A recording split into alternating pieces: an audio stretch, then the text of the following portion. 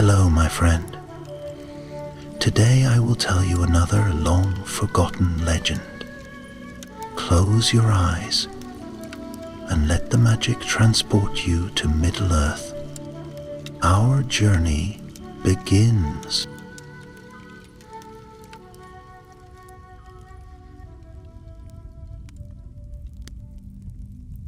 Long ago, in the deep places of the world, beneath the roots of the misty mountains, there was a kingdom of stone and song, a realm carved with the wisdom of ages. It was a kingdom of the dwarves, the folk of Durin, whose axes rang upon rock and whose voices wove echoes into the vast halls of their home. In those elder days, before the world was darkened by great sorrows, before dragons stole gold and shadow took shape in the east, there was only light in Khazad-dûm. The dwarves called it the greatest of their works, the jewel of their people, a city that stretched not across land but through the heart of the mountains themselves. Its halls were vast, held aloft by pillars shaped like trees, its walls smooth as the face of a lake at dawn, and in its depths ran rivers that sang as they flowed through tunnels of living rock. Durin the Deathless was the father of this kingdom, the eldest of the 7 fathers of the dwarves, the first to awaken from stone when the world was still young. He walked the world before the sun and moon, before even the first kingdoms of men or the first songs of elves. He wandered through the mountains, and in the clear waters of Khazad-dûm, the Mirror, he beheld his own reflection. But not as it was. Upon his brow shone a crown of stars, and he knew then that this place, this valley nestled among peaks, would be the seat of his people. And so, beneath the towering heights of the misty mountains, he and his kin began their great work. The dwarves were a people of craft, of patience, of stone hewers and jewel smiths. They dug deep, shaping halls that gleamed with polished granite and silver-veined marble. In time, Khazad-dûm became a wonder beyond all others, a city where the light of torches and lanterns shimmered on gold-trimmed walls, where the echoes of hammers and chisels rang in perfect harmony. But it was not only stone and gold that made this place mighty. Beneath the roots of the mountains, the dwarves found something rarer than any other treasure, mithril, a metal so light that it seemed woven from moonlight itself, yet stronger than the hardiest steel. The elves marveled at it, the men of far-off lands coveted it, but only the dwarves knew its true worth. They shaped it into mail that no blade could pierce, into circlets that shone like silver stars, into runes and relics that endured beyond time. And so the wealth of Khazad-dûm grew. For long years the dwarves dwelt in peace beneath the mountain. They welcomed travelers through their eastern gates, trading with the elves of Eregion, the land of smiths, whose people crafted wonders of their own. In those days there was friendship between dwarf and elf, for though they were different in heart and mind, both shared the love of making, the joy of hands shaping the world into beauty. But time, as it ever does, brought change. The world beyond the mountain shifted, and the shadows of the east lengthened. In Eregion, the elves forged their greatest works, rings of power, gifts of wisdom and might. And in their making, they drew the eye of one who watched from afar. He was no mere king nor sorcerer, but a being of old, one whose malice had waited through the long ages of the world. He called himself Anatar, the Lord of Gifts, and he walked among the elves with honeyed words and a fair face. But he was no friend to them, for Annatar was none other than Sauron the Deceiver, the servant of Morgoth, who had long sought to rule the world in darkness. He guided the hands of the elven smiths, teaching them secrets, whispering into their minds, and so the rings were made, rings of power, meant to strengthen their bearers, to preserve beauty, to shield against the slow decay of time. Yet even as the elves wrought their craft, Sauron prepared his own hand. In the fires of Mount Doom he forged a ring unlike the others, a master ring bound to his will, a ring to rule them all. And when he set it upon his finger, the elves knew at last they had been betrayed. War came to Middle-earth. Eregion burned, its halls broken, its people scattered. The dwarves of Khazad-dûm, though strong, did not march to war.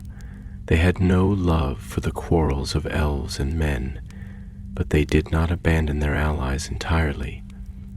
When the enemy came, black banners flowing upon the wind, the gates of Khazad-dûm were sealed. The dwarves barred their halls against the darkness, and in that hour they gained another name. The elves called them Moria, the Black Pit. For to them the doors that had once stood open had become a barrier, a silent tomb. But within the halls of Durin's folk, life did not cease. The dwarves endured as they ever had. They labored, they mined, they sang deep songs beneath vaulted ceilings, and they delved ever deeper. For though Durin was long gone, though his beard had turned to dust and his throne stood empty, his people still sought riches. They still sought mithril, that silver light hidden beneath stone. The veins of ore had made them wealthy beyond measure, but always the hunger for more drove them on. The picks struck the rock, the tunnels grew longer, the light of lanterns flickered against the deep stone, and the echoes of hammer and chisel whispered through the dark. Then one day, in the lowest deeps of Khazad-dûm, beneath the old foundations of the mountain, they found something else, something they did not expect, something that had been sleeping for longer than the dwarves had even existed. And as the pickaxes rang against the stone, as the final layer of rock crumbled away, the darkness stirred. Far above, in the great halls of Moria, where pillars stood like the trunks of mighty trees, a single tremor ran through the stone. It was the first whisper of ruin, and though the dwarves did not yet know it, the kingdom of Khazad-dûm had begun its fall. Deep beneath the mighty ribs of the misty mountains, where the bones of the earth ran thick with veins of silver and mithril, where time flowed differently and the light of day was but a legend, murmured in the voices of those who still remembered it, a silence had settled. It was not the silence of peace, nor the silence of rest, but something deeper, something woven into the stone itself, as if the mountain was listening, waiting, holding its breath. The dwarves of Khazad-dûm had long since stopped fearing the darkness. To them, it was not an enemy, nor a void to be shunned, but a companion, an old friend, a quiet space in which they could carve, chisel, and shape the world into something greater than what had existed before. They had walked through endless tunnels of shadow, their lanterns trembling upon walls that had never known the touch of the sun. and they had breathed the thick, heavy air of their minds as if it were no different from the wind upon the mountain tops. Yet on that day, on that fateful day when the picks struck just a little too deep, when the echoes of hammer and chisel stirred something ancient, something forgotten, the silence changed. It was no longer the silence of the mountain. It was the silence of something waking. Boromir, son of Thalin, stood at the edge of the lowest tunnels, a sturdy figure draped in a miner's heavy garb, his beard dusted with the fine gray of freshly split stone. His hands, calloused from years of wielding tools, rested upon the worn handle of his pickaxe, though at that moment he had no will to swing it. His breath came slow, measured, though within his chest his heart had begun to beat with the rhythm of something uneasy. He had lived long enough to know the whispers of the deep, how the stone sang when it was ready to yield its treasures, how the air shifted when a tunnel threatened collapse. But this was different. The very rock beneath his boots felt thinner, stretched, as if something below it had been waiting to be touched. He turned, his voice low but steady. "Hold your tools, lads. There's something here." The other dwarves, standing in the half-light of lanterns strung upon iron hooks, hesitated, their hands still gripping their chisels and hammers, their breath fogging faintly in the cold air. Among them was Durin's kin, Nar, son of Fundin, a dwarf of great years, whose beard was streaked with silver and whose eyes bore the weight of long experience. He stepped forward, peering at Boromir through the dim haze of dust. "You've the look of a dwarf who's just seen a ghost," Nar muttered, his voice a deep rumble, ancient as the stone itself. "And yet I see no wraiths here. Only rock, only the good, honest earth, same as ever it was." Boromir did not answer immediately. He knelt, pressing his palm against the floor of the tunnel, feeling for the heartbeat of the stone, for the old voices that ran through its veins. The earth had always spoken to him in ways that few understood, in ways that even the elves with all their wisdom could not grasp. But this was not the slow, patient song of Khazad-dûm's depths. It was a whisper, faint but insidious, curling upward from below, a breath. His fingers clenched. "It isn't right," he murmured, more to himself than to the others. "The air, it's moving when it shouldn't be." Nar exhaled, stepping closer, his heavy boots crunching softly against the stone. "You fear shadows beneath the rock?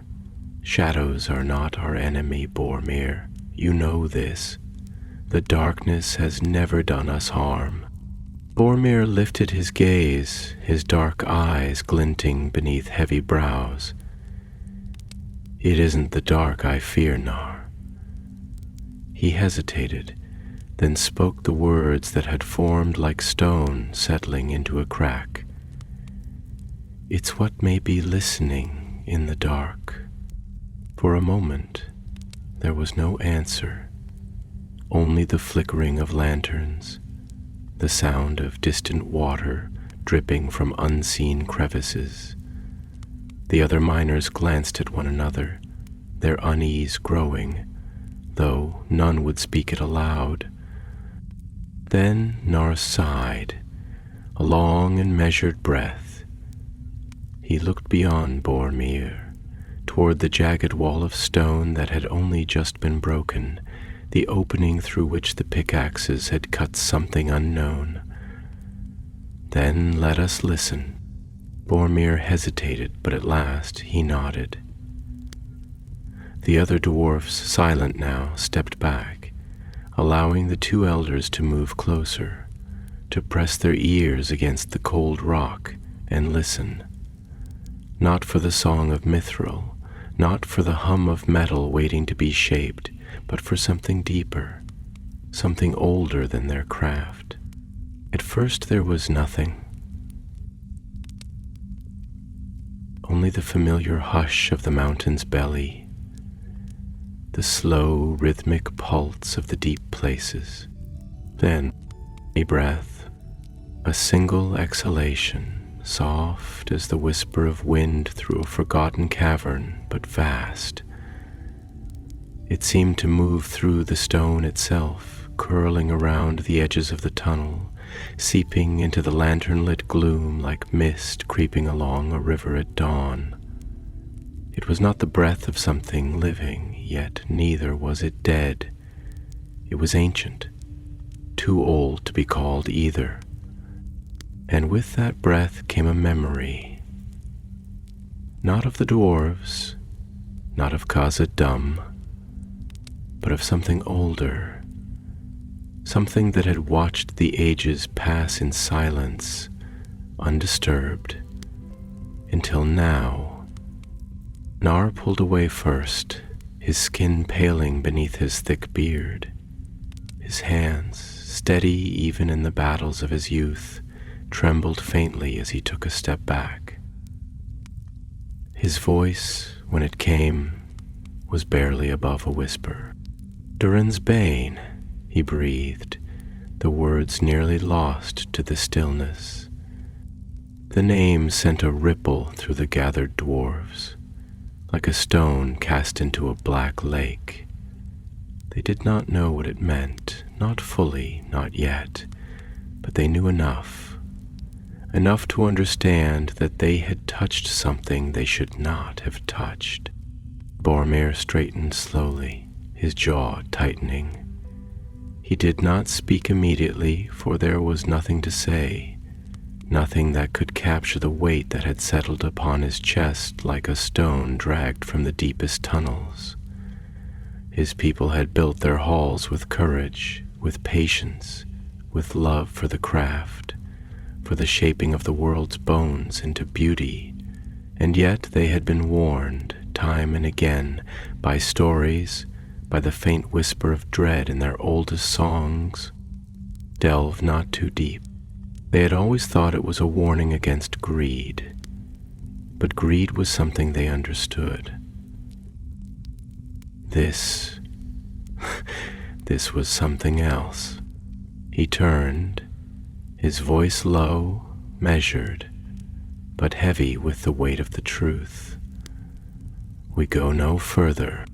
Nar's eyes met his, dark pools of thought, of ancient knowledge. Slowly the older dwarf nodded. Aye, but the stone had already been broken, and the darkness had already stirred. The silence did not break. It stretched, thick and ponderous, like a heavy cloak laid upon the stone, smothering the flickering light of the lanterns and pressing upon the gathered dwarves with a weight that none of them had the courage to put into words. It was not merely the hush of a still cavern, nor the pause of miners waiting for orders. It was a thing alive, a presence felt in the marrow of their bones, as if the very air had grown dense, curling around their throats like unseen fingers. The breath of the mountain had changed. It was colder now, emptier, as if the deep places had been hollowed out, leaving nothing but waiting darkness. Boromir's fingers clenched tightly around the haft of his pickaxe, though he had no intention of swinging it again. His knuckles were pale beneath the dust that clung to them, his stance rigid, as though he had become part of the stone itself. His mind, so used to the steady rhythms of the earth, the song of rocks splitting, the whisper of shifting tunnels, felt suddenly unmoored, cast adrift in waters where no light could reach. He had always thought of himself as a man of certainty, of practical truths, of the kind of wisdom that came not from books or counsels, but from the weight of a chisel in his hand, the feel of stone yielding beneath his work. But now, standing before the jagged wound in the tunnel wall, he felt something that had not touched him since childhood. Doubt. Not the small kind, the passing uncertainty of a poorly cut vein of ore, nor the hesitant caution before a dangerous descent, but the deep, gnawing kind, the kind that settled in the chest and stayed there, burrowing beneath the ribs, whispering that something had gone wrong in a way that could not be undone. Nar had not spoken again, nor had he moved. His breath was slow and shallow, the glow of the lanterns casting uneasy shadows across the lines of his face, deepening the furrows in his brow, making him look older than he had only minutes before. When he finally exhaled, it was a long, drawn-out sound, barely more than a sigh, yet it carried the weight of years, of knowledge too old to be entirely understood. "I had thought," he murmured at last, his voice steady but quiet, as if raising it too high might wake the thing they had not yet named, "that the warnings of our fathers were the kind that belonged to stories, cautionary tales, words meant to temper greed, to remind us that even the greatest stoneworker may find his end beneath the weight of his own hands. I had thought they were for kings, for those who would hoard wealth beyond reason, who would call upon the mountain to give them more than it was willing. I had thought them wisdom, but not prophecy." His fingers twitched at his side, flexing slightly as if testing the solidity of his own flesh, reassuring himself that he was still here, still whole. "I was wrong."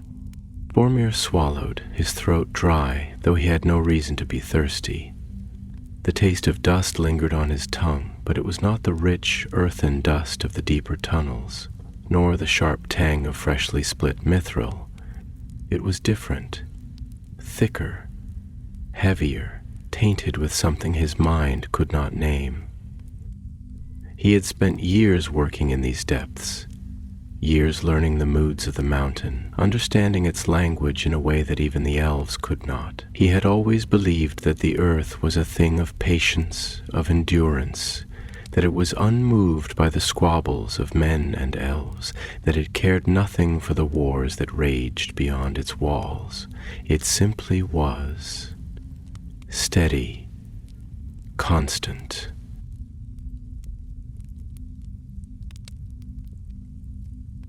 Now he was not so sure. "Nar," he said softly, testing the weight of the word. "What do you know of Durin's bane?" Nar did not answer immediately. He turned slightly, his gaze shifting to the shadows that lay beyond the reach of the lantern light, as if expecting something to be watching. Perhaps it was. When he finally spoke, his voice was measured, slow, as if he were feeling his way through the words, unearthing them like relics from beneath forgotten stone. "We do not speak of it lightly," he said. "Even the name is seldom uttered in the halls of our fathers. It is not simply a tale, nor merely a warning.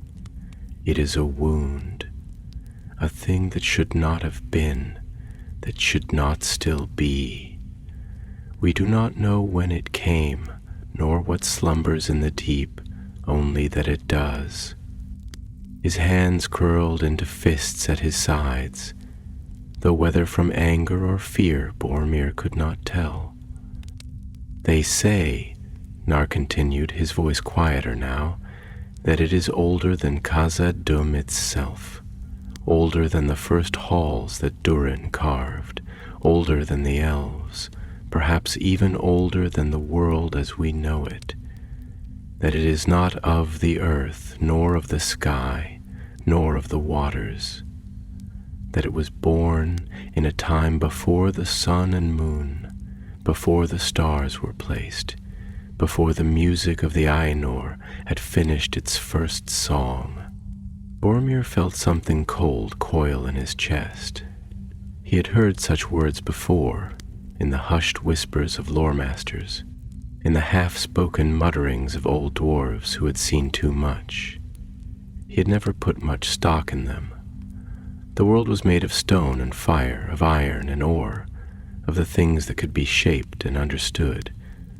But there was something about the way Nar spoke, the way his words settled in the quiet space between heartbeats, that made him doubt. He took a slow breath. "If it is so old," he said carefully, "then why has it remained hidden? Why have we not heard of it before?" Nar did not look at him. "Because it does not wake," he murmured. "It does not rise. It does not hunger. It does not reach. It sleeps. And the only thing that can wake it..." Boromir closed his eyes, exhaling softly, "is us." A sound, faint but distinct, rippled through the cavern. It was not the sound of shifting rock, nor of collapsing stone. It was softer, deeper, like breath. The lanterns flickered. The air felt thinner. For the first time in his life, Boromir, son of Thalin, felt that the mountain above him was not shelter. It was a prison. The air had changed. It was not a wind, nor even a true movement, but rather a feeling, a shifting weight, a displacement of something that had rested in the deep places for longer than memory could reach. The lanterns, which had burned steady and sure against the unyielding blackness of the cavern, flickered with an uneasy hesitation, their flames wavering as if struggling against an invisible force, as though even fire itself had begun to doubt its place in this hollowed kingdom of stone. The dwarves, hardened as they were, men of iron and granite who had carved the bones of the world with steady hands and unshaken hearts, stood in uneasy silence, their breaths slow and measured, each one aware that the echo of their own lungs now felt too loud, too intrusive, too real. Beneath their feet, the rock was no longer a foundation of security, no longer a firm pillar upon which their lives had been built, but something thinner, hollow, the illusion of permanence stripped away in a single moment of unnatural quiet. Boromir exhaled, but the sound of it felt smaller than it should have.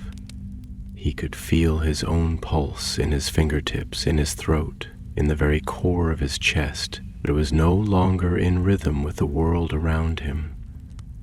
The mountain, once a steadfast presence, an unchanging sentinel beneath which his people had thrived, now seemed uncertain, hesitant, as if it too had felt the thing that had woken in the darkness.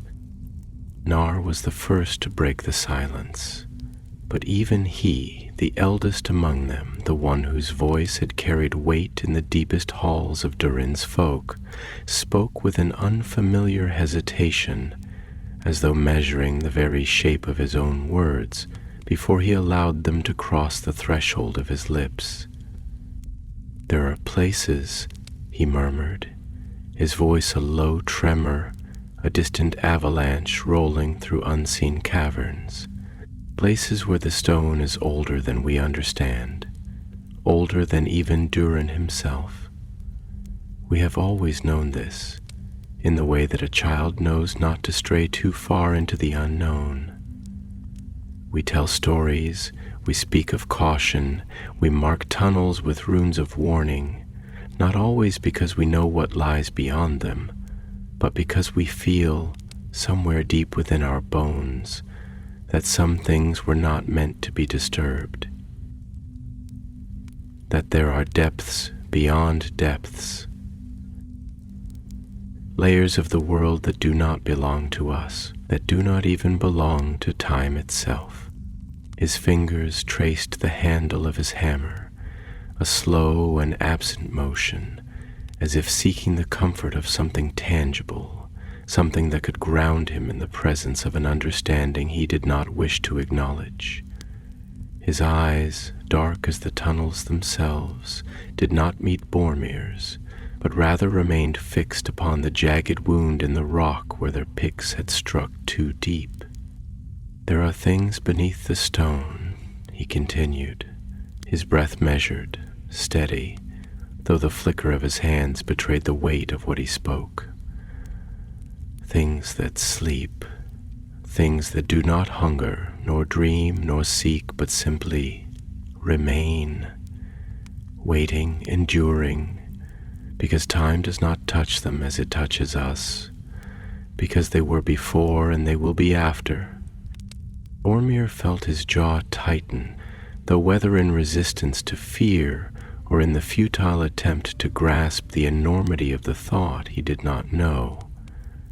He had spent his life among the roots of the mountains, shaping them, learning their language, feeling the slow, patient rhythm of their ancient songs, but never had he questioned what lay beyond the stone, because stone was the world.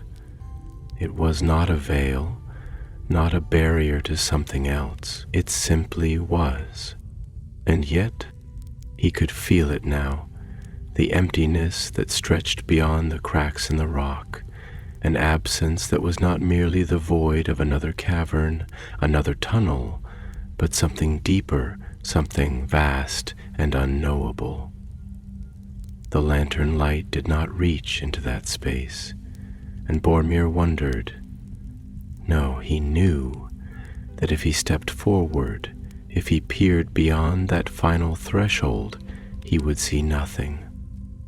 Not the walls of another chamber, not the glint of hidden ore, just blackness, true, endless blackness.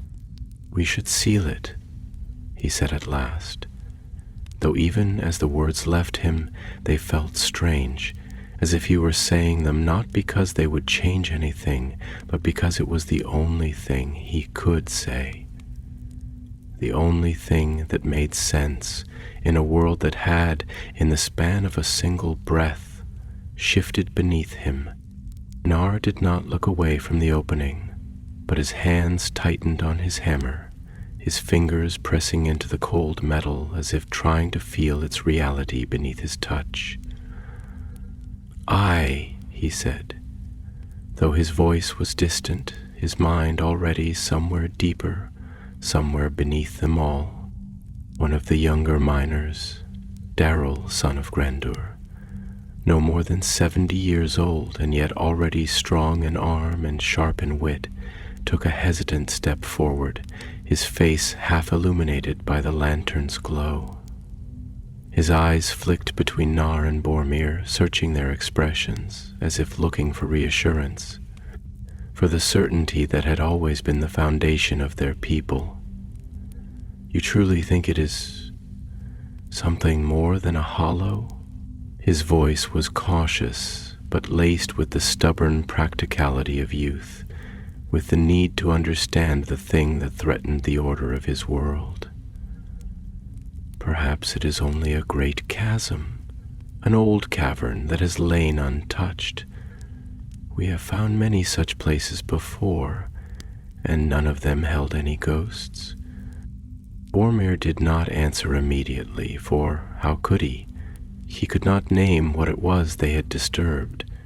He could not point to it, nor strike it with his chisel, nor weigh it in his hand. He could only feel it, and that, more than anything, was what unsettled him. He had always trusted stone because stone was real, solid, predictable. But this was not stone.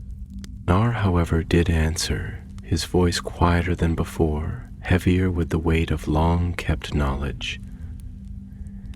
"It is not ghosts we fear," he murmured. "It is not spirits, nor curses, nor any spell of elf or man." He exhaled, his breath slow, steady. "It is the dark itself."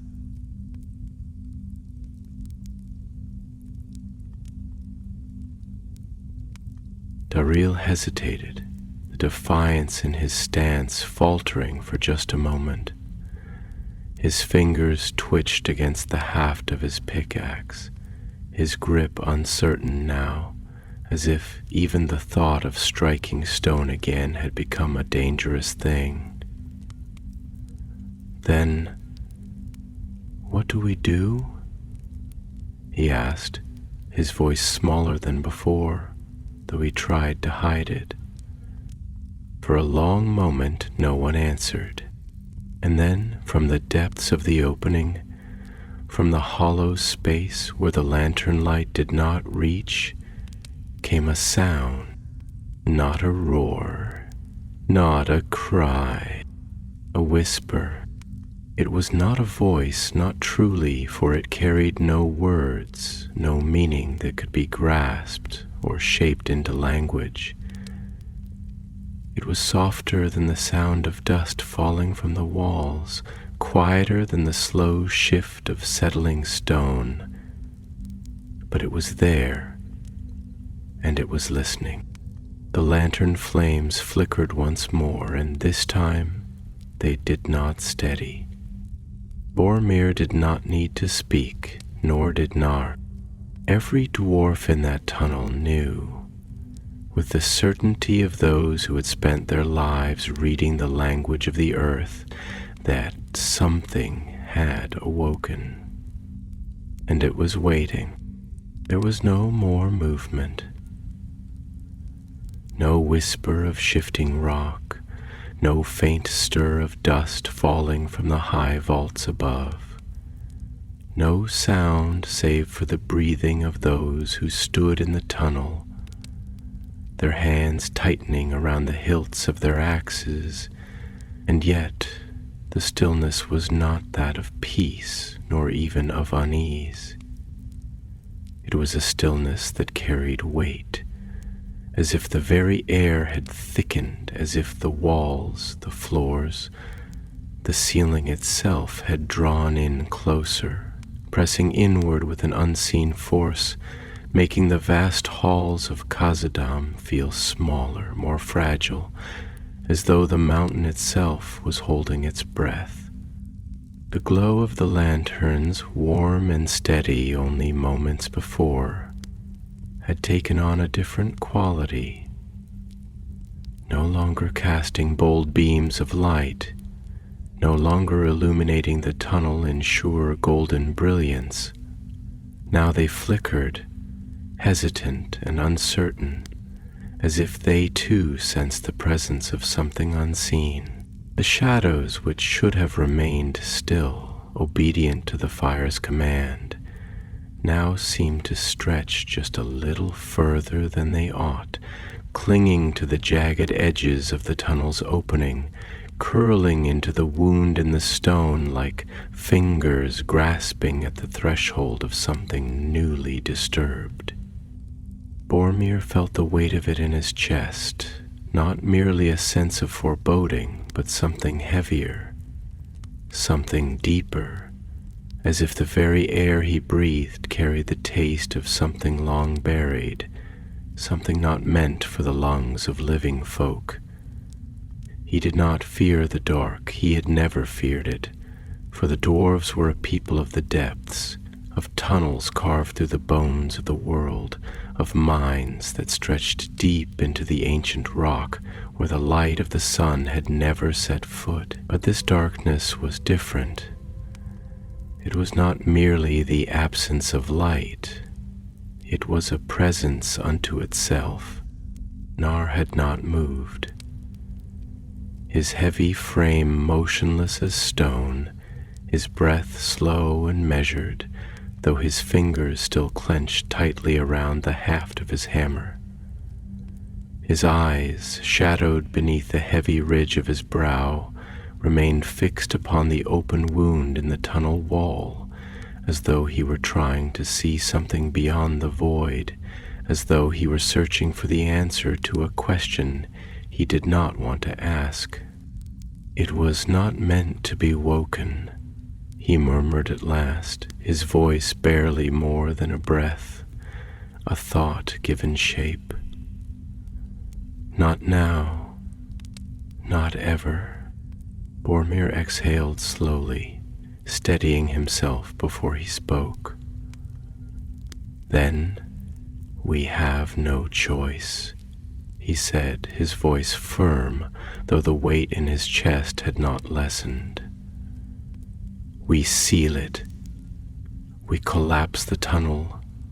We bury it beneath stone and forget it was ever found." There was silence for a moment, a pause in which the others waited, listening, gauging the shape of the words as they settled in the air. It was Dariel who finally spoke, his voice uncertain, though edged with the stubborn defiance of youth. "And if it is nothing?" he asked, though his grip on his pickaxe had not loosened. "If it is only an empty space, a hollow in the rock, a forgotten cavern, nothing more?" He swallowed, his throat dry. "If we seal it, if we turn away, then we will never know. And what if what lies beyond is not some darkness waiting to devour us, but something meant to be found? What if this is an opportunity and not a curse?" Boromir turned to him, his expression unreadable, though his mind was already moving, already forming the words he did not wish to say. "And if it is more than that," he countered, his voice calm but heavy, the weight of the moment pressing against him, "if we do not seal it, if we step forward instead of turning back, if we press further into the dark, if we wake something that should have been left asleep, what then?" Darrell did not answer, but the flicker of uncertainty in his eyes betrayed him. He was young, still full of the fire of curiosity, the hunger for discovery, the belief that the world was a thing to be shaped, not feared. But there was something deeper than knowledge in the tunnels of the dwarves. There was wisdom, and wisdom was knowing when to dig and when to let the stone remain unbroken. Nar exhaled through his nose, the sound deep and slow, like the shifting of great mountains. "There are things beneath the world, Dariel," he said, his voice like the low rumble of distant thunder. "Things older than the stars, older than the first halls of Durin, older than the hands that shaped this mountain. You think because you hold a pickaxe, because you wield fire and iron, because your feet walk upon solid stone, that you are its master. But the world is not ours to command. The earth does not belong to us. We belong to it. And if we are wise, we listen when it speaks." Darrell swallowed again, though he said nothing. The others, watching in silence, seemed to shift their weight, uneasy but unwilling to challenge the words that had been spoken.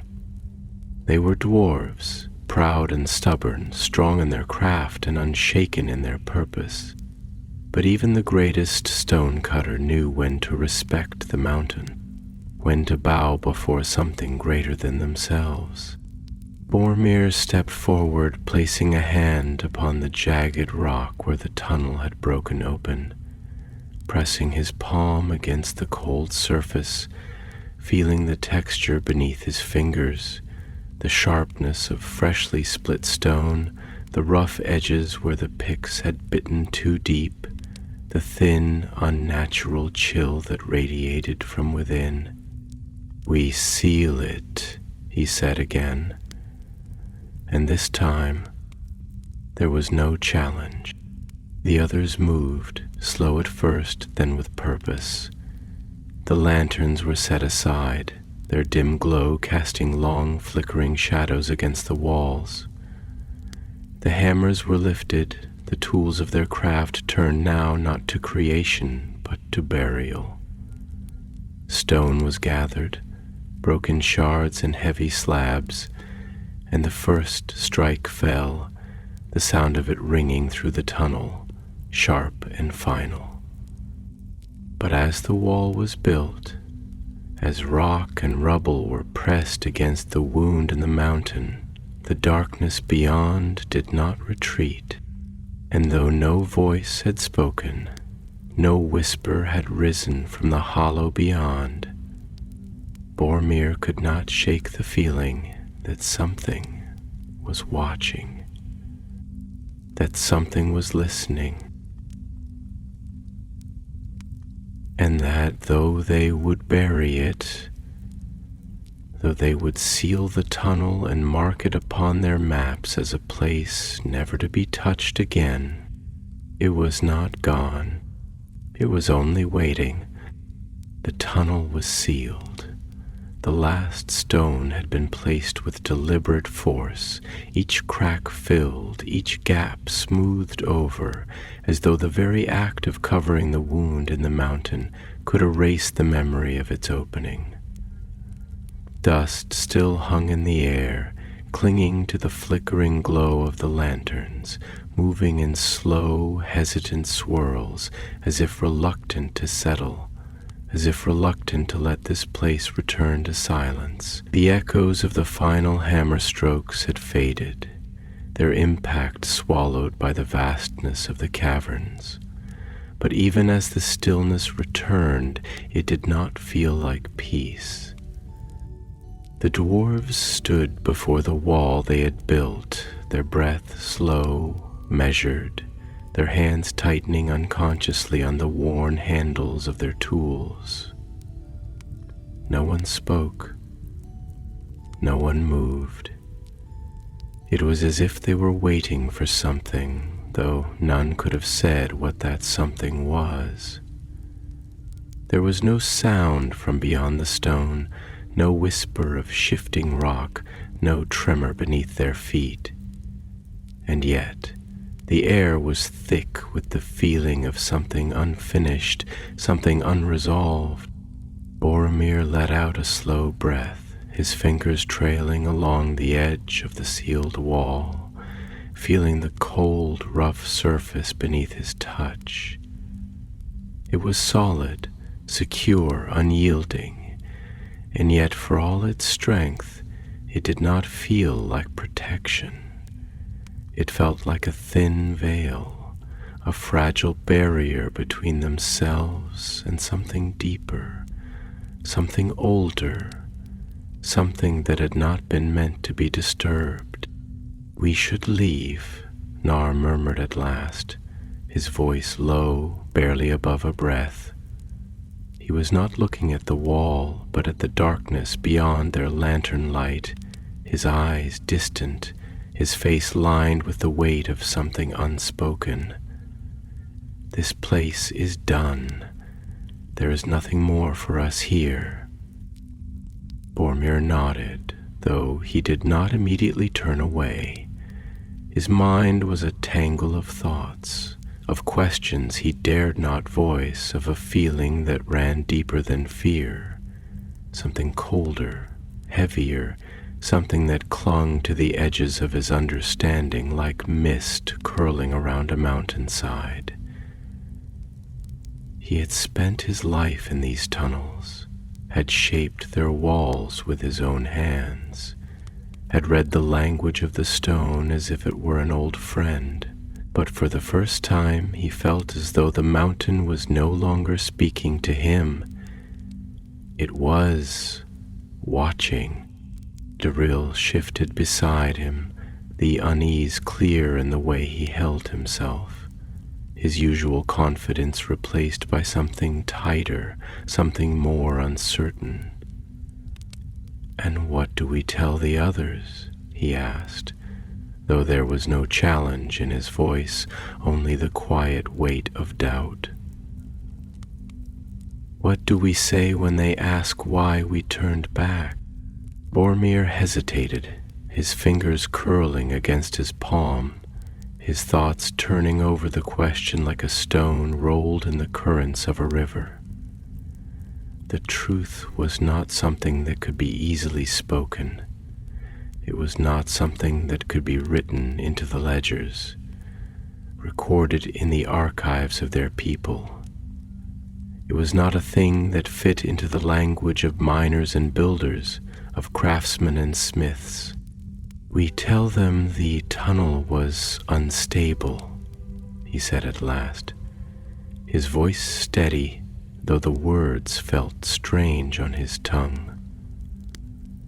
"That the rock was too fractured, the walls too weak, that we made the choice to seal it for the safety of all."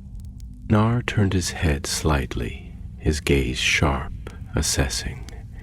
He said nothing, but there was an understanding in his expression, a flicker of something that passed between them without the need for words. This was not a lie, not truly, for there was danger here, danger that went beyond the physical, and yet it was not the whole truth either. Darrell frowned, his grip tightening on his pickaxe. "And if someone digs again?" Boromir met his gaze, his expression unreadable. "Then they will find nothing but stone."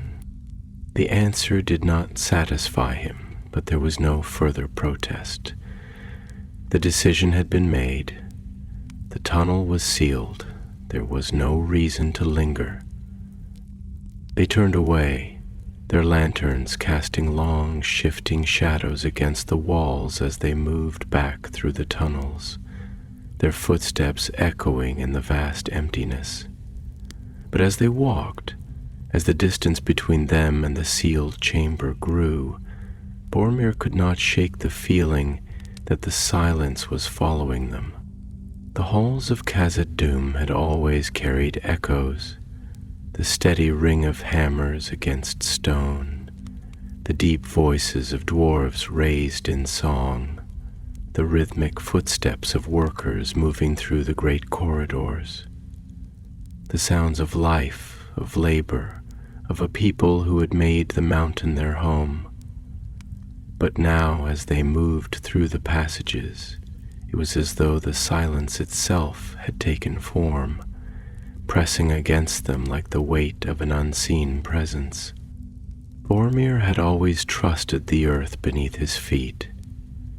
It had been his anchor, his foundation, the one constant in a world that was ever changing.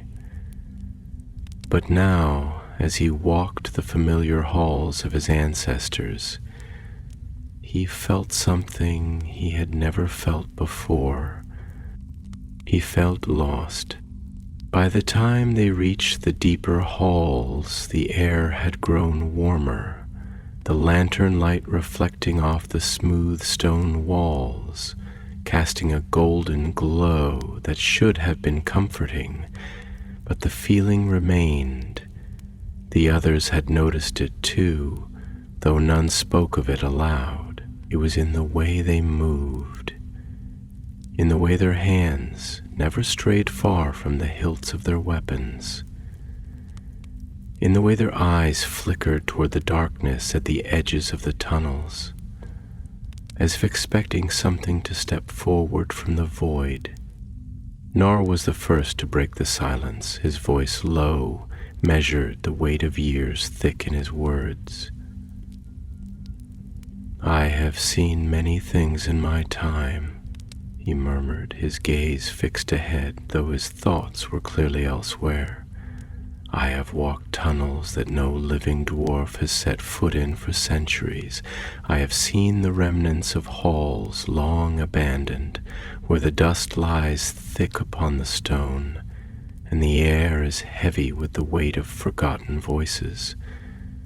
But never have I felt this. Bormer glanced at him, his own thoughts tangled in the same unease. What do you mean? Nar exhaled slowly, the sound deep and heavy, as though he were drawing up something from the depths of himself. It is not fear, he said after a moment, his voice quiet, thoughtful. Not the kind that comes from danger, from the knowledge of battle, from the threat of death. It is something older, something colder, as if the mountain itself has changed. Boromir did not answer immediately, his gaze flickering to the high vaulted ceilings above them, the great pillars carved with the runes of their ancestors, the echoes of their footsteps fading into the vastness of the chamber.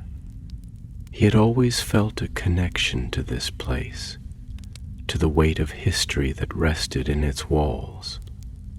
But now that connection felt severed. It has, he murmured, more to himself than to the others. Nar turned to him, his expression unreadable. Aye.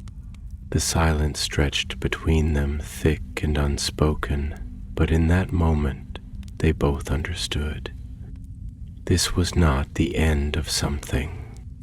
It was the beginning, and whatever lay beneath the mountain, whatever had stirred in the darkness beyond that broken rock, was not gone.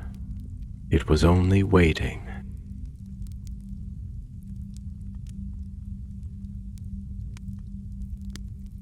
The halls of Khazad-dûm stretched before them, vast and echoing, their stone-carved ribs arching high above like the great trunks of an ancient forest, their towering pillars rising like roots that had grown not from soil, but from the bones of the world itself.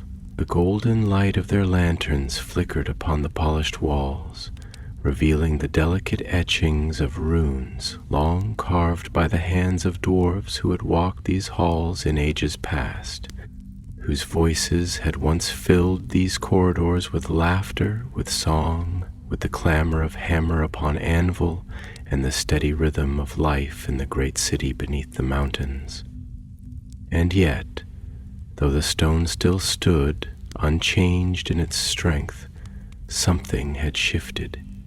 The air had thickened, as though the weight of the mountain pressed heavier than it once had, as though the silence that followed them through the tunnels was not merely the absence of sound, but the presence of something unseen, something that moved beyond the edges of their perception, watching from the depths where their lantern light could not reach. Boromir walked in measured steps, his boots striking the stone with the steady cadence of one who had spent his life beneath the earth, yet there was no comfort in the familiar sound. His mind was restless, turning over the events of the past hours, searching for some rational foothold upon which to steady himself. He had told the others that they would seal the tunnel, and they had done so, yet even as the last stone had been placed, as the final hammer stroke had echoed into silence, the unease had not lifted. The walls had been closed, but something had remained, not behind them, nor beneath them, but around them, within them, woven into the very air they breathed. He could feel it as one feels the distant tremor of an avalanche before the stones begin to fall, an absence where there should have been nothing at all. Nar walked beside him, his heavy brow furrowed, His fingers curled loosely around the haft of his hammer. He had not spoken since they had left the lower tunnels, and there was a tension in the way he moved, a stiffness in his shoulders that Boromir recognized as something close to hesitation. Nar was not a dwarf who doubted easily.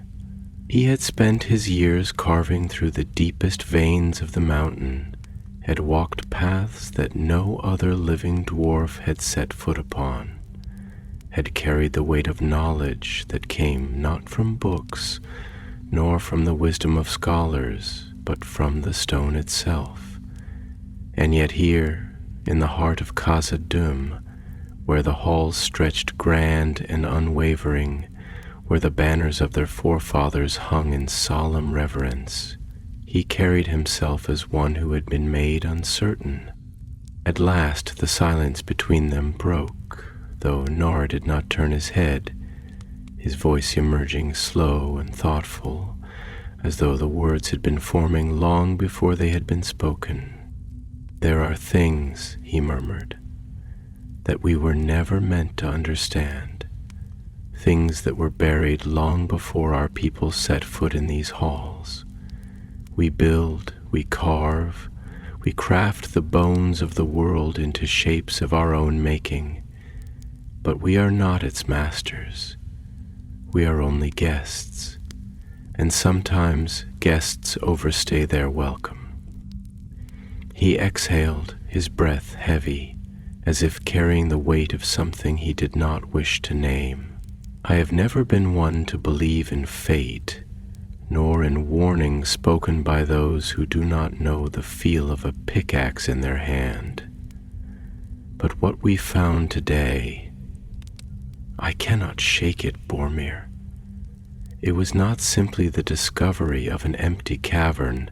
It was not merely the opening of a new passage. It was something else." Boromir nodded slowly, though the gesture was more for himself than for Nar. "I know," he said, his voice quiet but firm. It was as if the mountain itself had changed, as if the weight of the rock above us had shifted, and yet not in any way that we could see. "I have spent my life working in these tunnels. I know the feel of solid stone beneath my feet. But there, in that place, it was as if the earth had hollowed itself out beneath us, as if we stood on something that had been waiting." Nar's eyes flickered toward him then, sharp and searching. "Waiting," he echoed, as though testing the word, feeling its weight before allowing it to settle into truth. He was silent for a long moment before he shook his head, his fingers tightening against the handle of his hammer. "We should not speak of it," he said at last, "not to the others, not to the council, not to the lore masters who will ask too many questions. If we give it a name, if we allow it to take shape in words, then it becomes something more than a feeling. It becomes real, and I would rather it remain forgotten, born or understood." And yet, even as he nodded, even as he told himself that they would leave it buried, he could not shake the feeling that it was already too late. The mountain had changed, the air had shifted, and the silence that had followed them from the tunnels had not left them behind. As they walked deeper into the halls of Khazad-dûm, the lanterns above flickered, their golden light swaying as though touched by a wind that did not exist. The great forge of Khazad-dûm burned brightly, its fires casting long, flickering shadows across the smooth stone walls, the heat rising in waves that shimmered against the air, the scent of molten metal thick and familiar. It was a place of life, of work, of creation. Here, the hammers rang out in steady rhythm. The anvil sang beneath the weight of skillful hands. The embers crackled with the sound of something being shaped into permanence. And yet, even in the heart of the city, where the fires never dimmed, the unease did not fade. Boromir leaned against one of the great pillars that lined the chamber, his arms crossed, his mind distant. He had come here for comfort, for the steady sounds of labor, for the warmth of the forge that had always been a place of certainty, of clarity. And yet, though the flames burned bright, though the dwarves moved with purpose, he could not shake the cold that lingered beneath his skin, the memory of the silence that had followed him from the lower tunnels. A voice pulled him from his thoughts. "You look like a dwarf who has seen a ghost." He turned to see Grendr, one of the elder smiths, his beard thick with soot, his hands calloused from years of working the forge. His eyes, sharp with the wisdom of age, studied Boromir carefully, as though he could see something beneath the surface, something unspoken. Boromir hesitated before answering, his voice measured. "Not a ghost," he said slowly, "but something just as restless." Grendr nodded, though his expression did not change.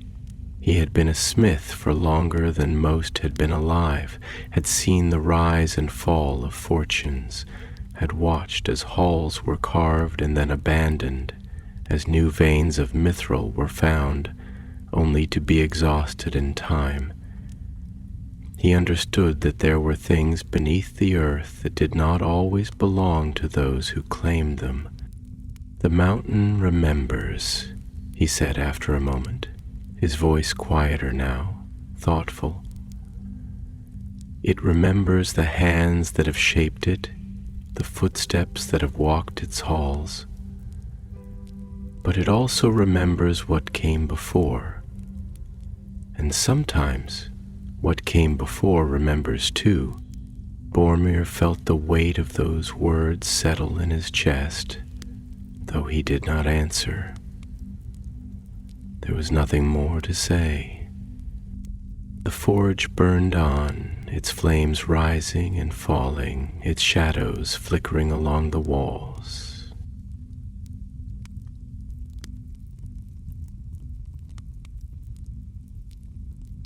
And somewhere deep beneath the stone, something was still waiting.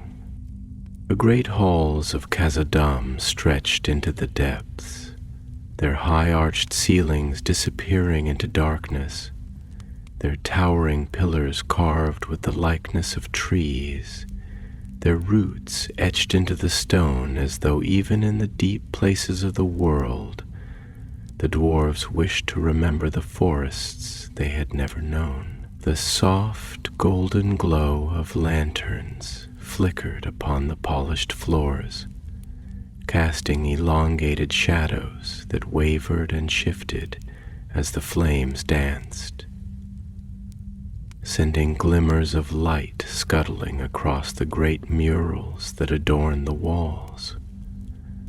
Scenes of Durin the Deathless, of the first halls hewn from the rock, of the rivers of mithril that had once gleamed beneath the touch of their forges, and yet, for all its grandeur, for all the weight of its history, for all the strength of its foundations, there was something uneasy in the air, something that had begun to fester beneath the stone like a wound that had not yet broken the surface.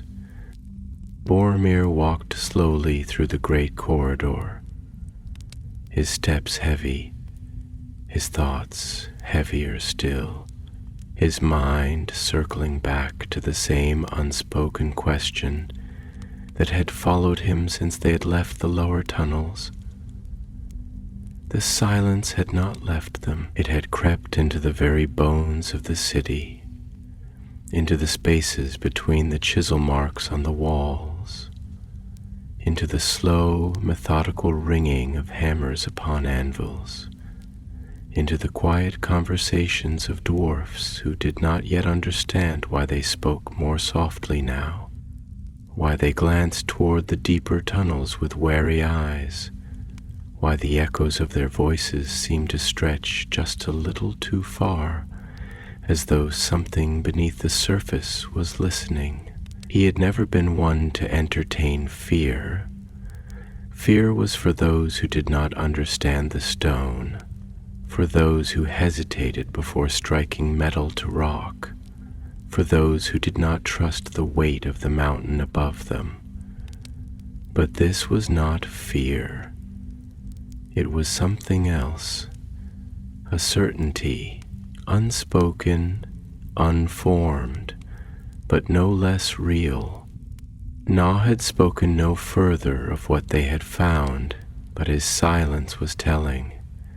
He had gone to the council, had spoken in quiet tones with those who sat upon the stone chairs, with those who carried the wisdom of ages upon their shoulders, with those who decided where the axes would strike, where the forges would burn, where the tunnels would run.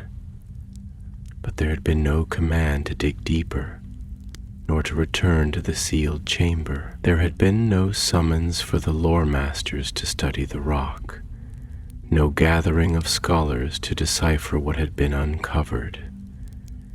There had only been silence.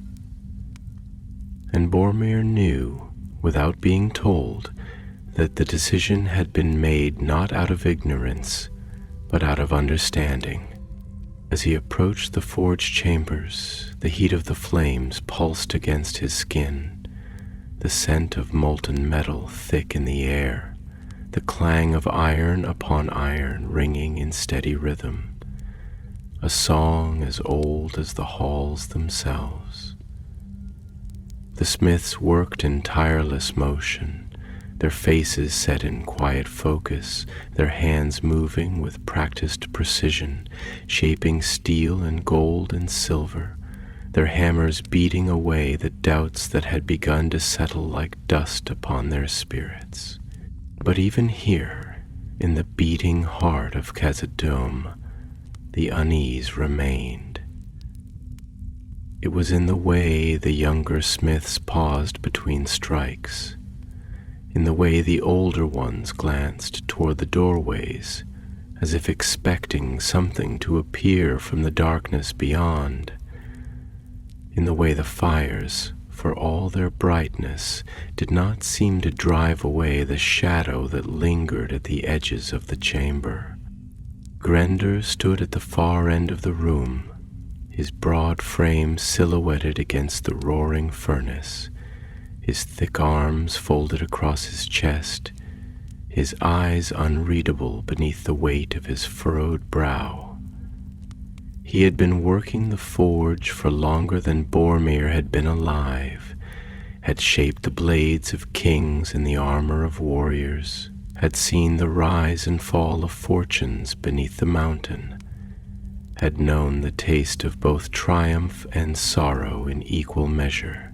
And yet, as Boromir approached, he saw something in the elder smith's face that he had never seen before. Uncertain. "You have been restless," Grendel said, his voice low, steady, measured like the swing of a hammer. He did not turn his head, did not break his gaze from the flames that licked hungrily at the metal within the forge, as though the fire itself was listening. Boromir hesitated, though only for a moment. "And you have not?" Grendel exhaled slowly, the sound lost beneath the roar of the furnace, though his fingers curled slightly against his arms, as if grasping at something unseen. "I have lived through many seasons beneath this mountain," he murmured, his tone carrying the weight of years. "I have seen the dwarves grow bold in their craft.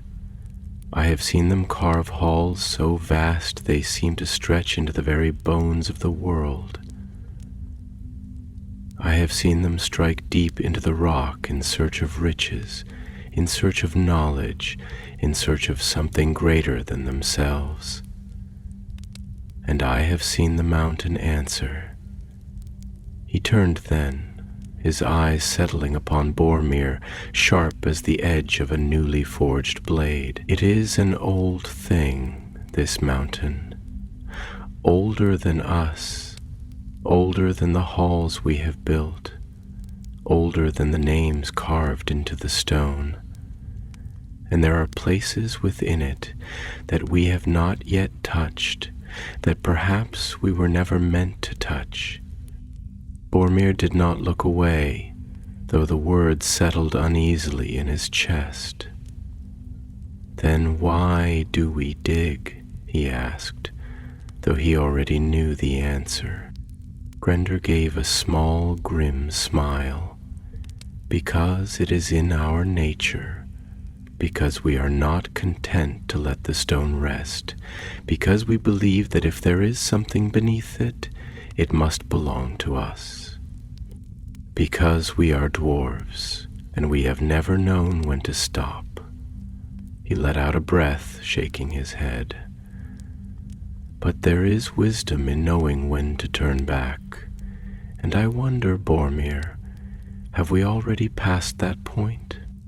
Boromir did not answer. He did not need to. The silence spoke for him. Outside the forge, beyond the halls where the lanterns burned, beyond the reach of fire and steel and stone, something was stirring. It did not move as living things moved, did not breathe as living things breathed. It was not bound by the walls of Khazad-dûm, nor by the hands that had carved its halls, nor by the will of those who walked its paths. It had waited, as the mountain had waited, as the darkness had waited. And soon it would wake. The silence had followed them from the lower tunnels, and it had never left. The deep places of the world were not silent.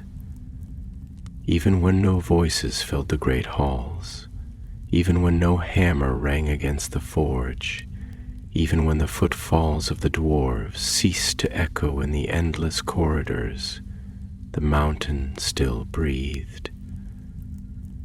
It exhaled in the slow shifting of stone, in the creak of ancient timbers supporting ceilings so high they seemed like the sky, in the soft, distant murmuring of water flowing through unseen caverns deep beneath the roots of Khazad-dûm.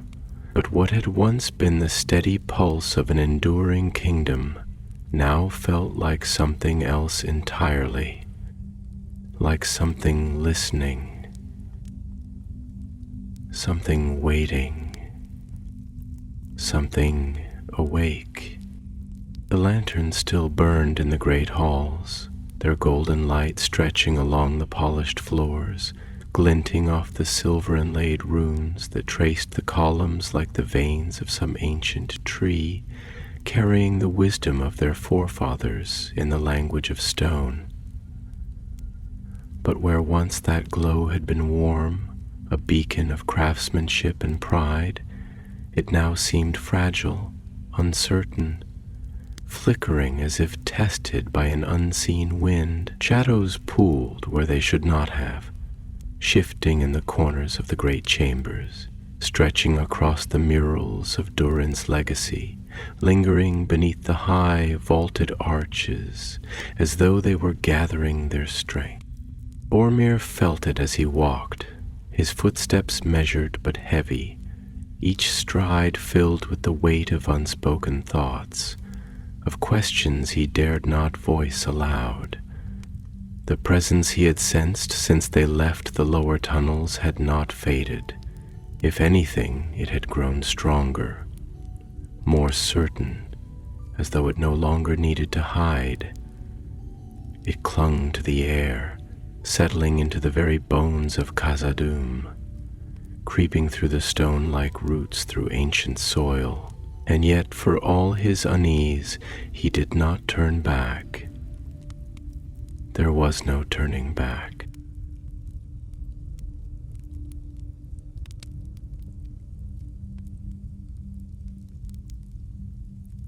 Nar was waiting in the council chamber, seated at the long stone table carved from a single slab of black granite, its edges polished smooth by generations of hands that had traced its surface in thought and debate.